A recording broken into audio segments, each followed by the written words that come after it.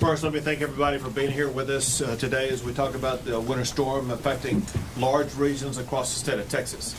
As we have gone through our analysis about what we're doing, we're putting public safety first. Obviously, the lives of our fellow Texans are by far the most important thing, and we're directing resources and responses and strategies to make sure that we put protecting life first and foremost. We're dealing with a very cold and below freezing temperatures that will remain in place across much of the state, especially in the northern half of the state of Texas, where high temperatures are struggling to get even out of the 30s. Rain, sleet, freezing, snow will begin to push into West Texas this afternoon and will continue to spread eastward, impacting west central, north, and northeast Texas through Friday morning. Potentially significant road impacts in the form of snow, ice, and accumulations may occur from West Texas through the Big Country, Concho Valley, and Northern Hill Country. Higher snowfall amounts are forecast to occur around the Dallas-Fort Worth area and over much of northeast Texas. In addition to the wintry precipitation, central, southeast, and south Texas may get some rain, which may lead to flash flooding in certain coastal communities. Importantly for the safety of our fellow Texans are warming centers. As of this morning, more than 345 warming centers have been opened by local officials across the state. These warming center locations can be found at tdem.texas.gov/warm. The public is encouraged to call 211 or visit 211texas.org and monitor local media outlets for their closest warming center. So to help Texas stay safe and warm, I've deployed emergency response resources from more than a dozen agencies across the state of Texas to help our fellow Texans.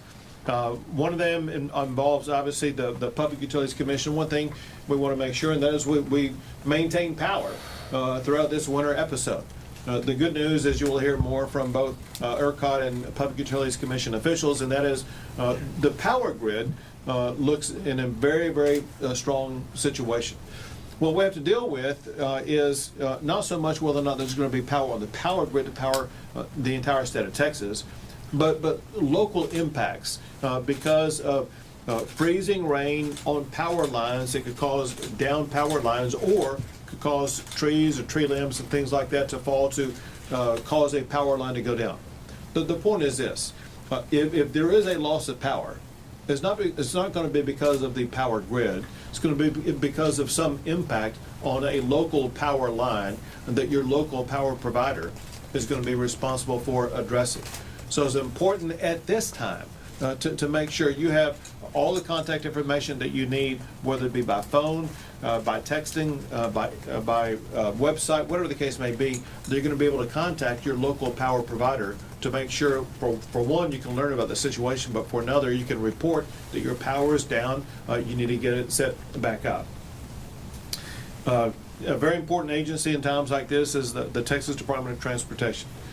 They have over 2,000 employees already deployed, treating roads and bridges and overpasses.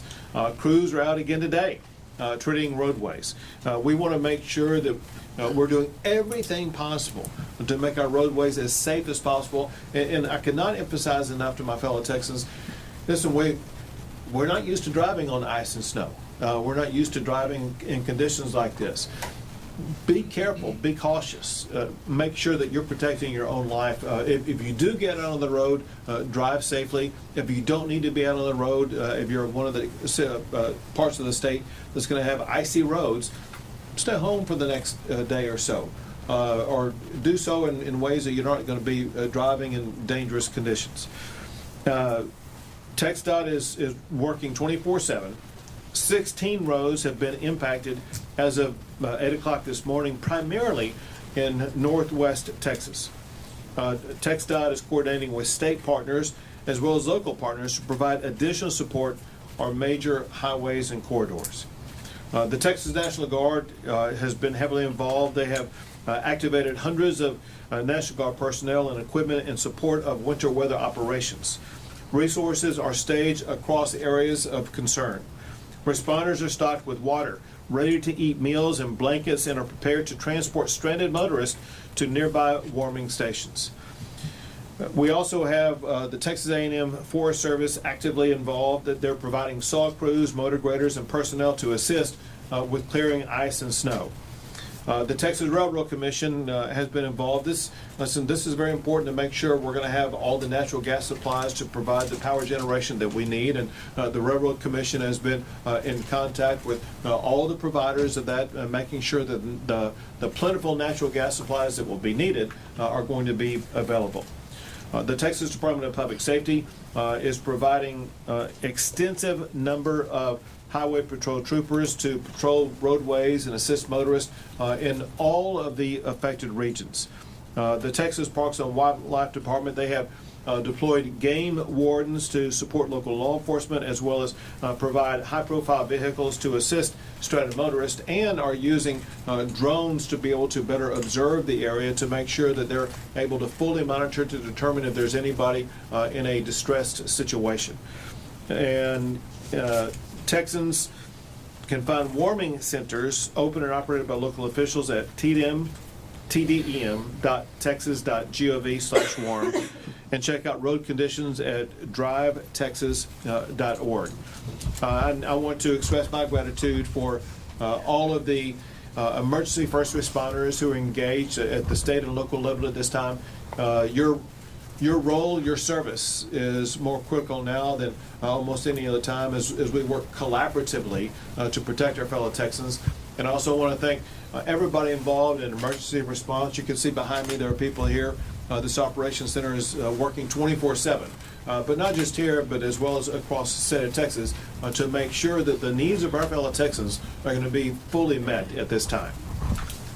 Where do you go to next? You? Take it. There you go. Yep. Thank you. Yep. Thank you, Governor. And listen, thank you all for being here with us today and helping me to get this message out. I have 4 points that I'd like to address. The first one is need your help in making sure the public stays weather aware.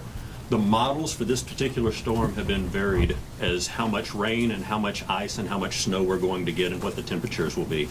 What the meteorologists tell us is just 1 or 2 degrees in temperature difference and height of that temperature could mean the difference between no snow or up to 10 to 12 inches of snow.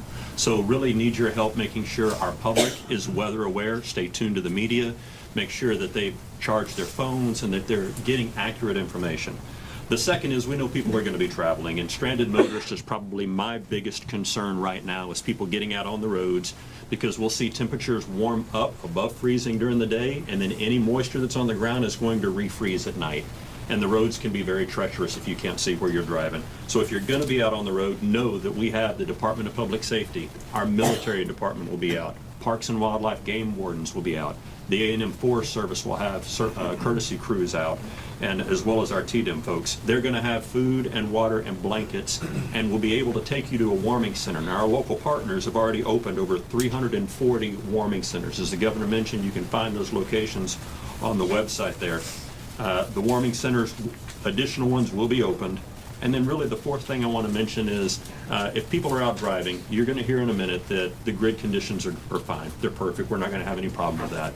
But ice on trees, ice on power lines, or somebody losing control and hitting a power pole could make you lose power at your house. I want you to also make sure that you have blankets at your house, that you have enough food, that you have enough water, and that you know the number to your local power company so that you can get information from them about when your power may be back on. We see this every year whenever it gets cold and people lose power or they try to find additional ways to stay warm. We have carbon monoxide poisonings and deaths, and those are preventable injuries. And so I need your help in getting those top safety recommendations out for people to avoid carbon monoxide poisoning and death. That's all I have, Governor. Very good. Where do we go to? Let's go to TxDOT next. Okay. Well, thank you. So TxDOT crews have been out pre-treating roadways across the state since Friday afternoon, peaking yesterday at about 2,100 employees out pre-treating the roadways. We are also staging crews from South Texas in the DFW area where we think there'll be impacts, and at the I-10, I-20 split in West Texas and along that I-20 corridor where we think there'll be additional impacts. We are encouraging folks to, if the roadways are impacted, not to drive if you don't have to. But if you do and you run across our crews treating the roadways, please give them a wide berth and let them do their job for you. The other thing we're encouraging is folks that before you do get out on the roadways, check drivetexas.org for the current road conditions. That is kept up to date to the minute. Thank you. Thank you very much. And now we will hear from ERCOT, the power grid operator in the state of Texas. Thank you, Governor. As the Governor noted and Chief Kidd noted, we do expect to have more than adequate supply of power to serve the state throughout this winter event. As a point of reference, we have added more than 10,000 megawatts of new generation just this year since the last winter. And so we've got more supply on the grid than we ever have had before, and we've been coordinating very closely with all the power generators and the transmission distribution utility companies over the last week in preparations for this upcoming weather event. One of the things we also do to make sure that there will be adequate power throughout an event like this is we inspect power generating facilities throughout the winter. We've already inspected around 150 power and transmission facilities in December alone. We'll hit another 170 stations this January, and we'll continue to do that through February, through the winter season. The inspections are going very well. The generator and transmission community have been doing everything they need to do to make sure that their facilities will be running safely and reliably throughout events just like this. So I just want to reiterate, if you do experience a power outage, it's very likely due to a local utility issue. It could be ice on lines, ice on trees, somebody hits a power pole.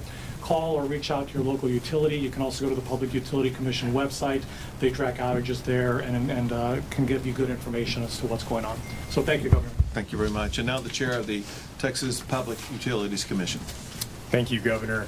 So as the Governor said, I think my overarching message today is the grid is well positioned to perform during this winter weather event. The work that has been done over the past 4 years has really made a difference to help ensure that.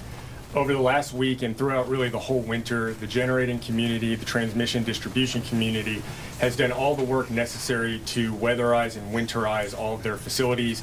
They've done extra measures to ensure that any vegetation that needs to be cut back and managed has been done so that ice on trees will have a minimal impact on their infrastructure. The generators have assured me that they have ample fuel supply to get us through this winter, including this event. So I have full confidence in our generating community and transmission distribution system that we will get through this unscathed. What I want to ask the public is two things. One, if you need information, please go to our website, a storm resources page. That's puc.texas.gov/storm. There, as the Governor said, you can find a number of resources, including access to the outage maps, which are all up and running from the different transmission distribution utilities. And you can also find contact information for each of those utilities. If you have an outage, it's a localized outage, please contact your local utility to address that issue. And finally, I would ask, as we always do, if you encounter a downed power line, please do not approach it, do not touch it. Call your local authorities and your local power utility. They can come and handle that safely. We don't need any fatalities from downed power lines. Thank you, Governor. Thank you very much. Listen, again, the reality is, as much as we try to discourage people traveling on treacherous roads, we know that some people are going to get out there on those roads, and there may be some people who get stranded. We want to make sure everyone knows that there is an easy phone call that you can make if you do get stranded on the roads. If you go to the back of your driver's license, at the very bottom down here, there is a number for roadside assistance. It's 1-800-525-5555. Just pull out your license, check out the number at the bottom, make the phone call, and there will be someone who will answer that, who will be able to more quickly assist you in your stranded situation. With that, we'll be able to take a few questions. Governor, I'd love to go back to the grid and talk specifically about that. You speak with confidence when you say, as did Mr. Vegas, that the grid is going to be sturdy and reliable throughout the storm. At the same time, you've also very publicly said that you think that the legislature needs to invest more in the grid given those energy supply and demand trends that we're heading towards nearly doubling by 2030.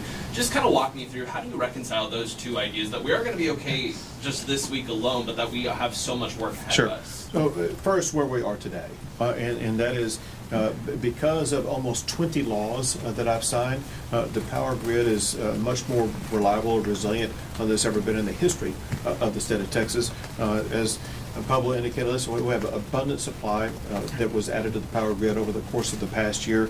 If you look at the ERCOT site, you can see that there's going to be abundant available supply over what the demand is going to be.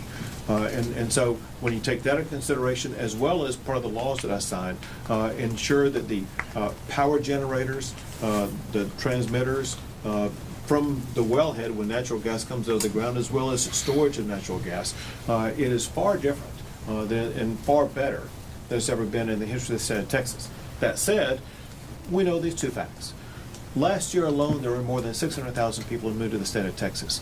We have more than 340 economic development projects in our pipeline. We're going to have many more businesses coming to the state of Texas, some of which will be heavy users of power, such as AI data centers.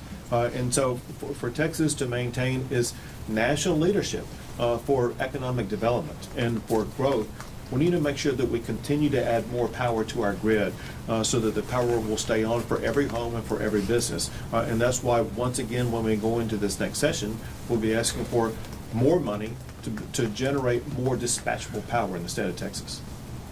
Yep, Governor, we've been here a lot, it seems like over the years with winter storm issues. Do we have more snow plows and de-icing equipment? Have we added to our fleets over these last few years? As we seem like, again, we're here, it seems like every winter at this point. Sure, well, that's what winter's all about. But as far as the amount and availability of things like snowplows, et cetera, I think I should leave that to TxDOT to answer. We absolutely do, and we've learned a lot over the past 15, 20 years on how better to treat roadways in these conditions. So we do have more plows, we have more equipment, we have them staged across the state more strategically, and they're all staged and ready to go for this event. Governor, what scares more to the authorities, like in general with this winter weather? So I missed the first part of the question. What is scarce to the authorities, like with this in general weather time? All right, so the way that every agency in the state of Texas is prepared, as well as the way that local governments are getting prepared, it looks like we're ready to go to make sure that everyone's going to have access to every tool and resource that's going to be needed to be able to make it through this. Remember, this is not going to be a long event. It will begin mostly tonight and last mostly through Friday. And so this is going to be something that, hopefully will just be a couple of days long, and the needs of most Texans are going to be easily met. Is there any impact on the travel to the game up in Dallas? It's like, what impact, have you had a conversation with the college football people about what's to come? So I've had conversations with multiple people about it, including in the briefing that we just had before coming into here, knowing that you would ask the question about UT football. But listen, and I was assured, as I have been by other sources, and that is there should be no hindrance to people being able to attend the game. Obviously, with potential snow or icing conditions in the DFW area, on I-35, on I-20, on all the different interstates or roadways that lead to the Dallas-Fort Worth area, it's incredibly important that everybody drive extra safe. If you're very cautious and slow and methodical in your driving, everything's going to be just fine. Do you have strategically placed resources in the Dallas-Fort Worth area, since that seems to be kind of where some of this force is going to be? Absolutely. We talked about exactly that, and I got the answer from TxDOT. I'll be happy to have them share it with you. Great. Yeah, so we're moving crews from South Texas that aren't impacted by this up to the DFW area, mainly because we think that's going to be where most people are impacted from this storm, but that'll handle the game traffic also. Dallas Morning News here, so I'm usually looking for the specifics, so I appreciate that. Yeah, anything you guys can tell us about how you're shoring up the local resources would be helpful. Yeah, so it's really moving those crews, so we have additional crews that are going to be ready to go to treat hot spots. We do believe that the pre-treating is going to work. But if there is some accumulation, that pre-treating also helps us get the ice removed from the roadways easier. So we're fully prepared for this event, and again, those resources from South Texas are going to really help us in the DFW area. Two more Can you talk questions, a little bit about folks. that pre-treating? I know, I think Monday evening, I-35 in downtown Austin was being treated. Can you talk a little bit about how that works and sort of the strategy about that? Yeah, so we, in advance of these storms, we believe that pre-treating with a brine liquid, which is a mix of water and salt, really helps us manage the ice accumulation. So one, it helps from ice accumulating, and then two, if ice does accumulate, it keeps that ice from bonding with the pavement, so it's easier to get off. We've pre-treated all of what we call Tier 1, Tier 2, and Tier 3 roadways in these impacted areas. We will be prepared to treat hot spots as they come up during the event, but we've found that the pre-treating really proves successful in these type of events. One more question, folks. I want to add something real Go quick. ahead. So, and I appreciate both of y'all's questions. Listen, there's three key factors in how this is going to play out. The first is the weather. None of us can control how that's going to happen. And as I mentioned earlier, the meteorologists from the National Weather Service are saying 1 to 2 degree in temperature change at different elevations can mean the difference between a little bit of moisture and a whole lot of moisture on the ground. We cannot control that. I need your help in getting the message to the public about if they're going to be out and travel, or if they have ice on their sidewalks, getting out and just walking around, that can be very dangerous. Make sure we get that message to the public. And then the third thing that we can control is what the state agencies are doing. And the agencies are ready. We have all of our resources focused from the I-10-20 split, running up I-20 all the way out through Texarkana, because that's where the current forecast shows our biggest threat. So those three conditions, one we can't control, the second one I need your help in getting that message out, and the third one we're ready. Can I ask about vegetation? You guys spoke about that. Right. A couple of years ago, we were right in this room when Austin had that huge ice storm, and it was all essentially because of tree limbs that had fallen on those power lines. Talk to me a little bit about the changes that have been made statewide as far as making sure our vegetation stays in good shape to make sure that that doesn't happen again. So what happened in prior events, whether it be the winter storm in Austin and the surrounding area, or what happened in the aftermath of Hurricane Beryl over in the Center Point service area, completely unacceptable. And because of those situations where people lost power, because of the failure of local power companies to remove that vegetation, we've ensured, well, let's say, put it this way, we put extraordinary pressure on all of these power providers to make sure that they remove the vegetation that could cause power lines to come down.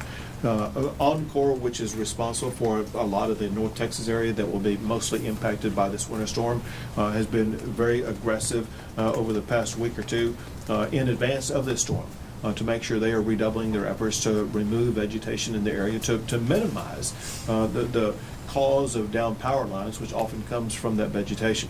But this is something that we are currently in an ongoing way putting pressure on all of these local power providers, because what happened in Hurricane Beryl, completely unacceptable. What happened in Austin, completely unacceptable. And because they've been held accountable for those failures, they are now better prepared than they have been for vegetation causes of down power lines. Great, thank you, everyone. You gonna go to the game? I don't know. I'll be working 24/7 on this. We'll see.